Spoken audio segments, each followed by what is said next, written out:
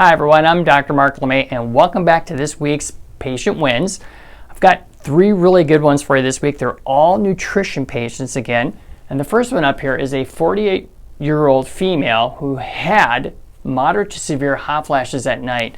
And this has been a long ongoing case and been a really tough one too to kind of figure out. But I'm very proud of her because she's really hung in there and stuck with it. And now she has decreased frequency and intensity of her hot flash and she's feeling much better.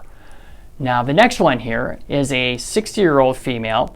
She's had a chronic upset stomach and bloating for a long time. I'm talking like decades.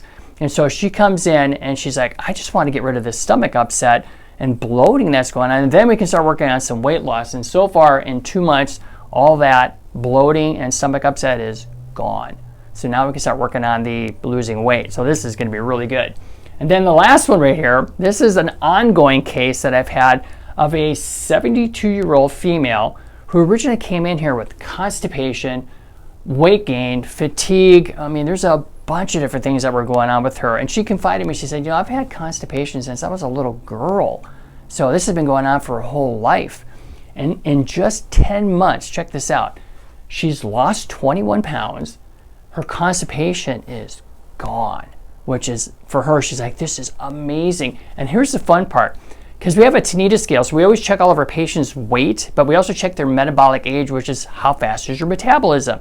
And the metabolic age goes from 12 years of age all the way up to 50, and they only keep it at 50 because any higher than that was kind of depressing people, so they just stop right there. So hers was 50, and now she is down to 19 years of age. She has a metabolism of a 19-year-old. So all 3 of these ladies, very proud of them.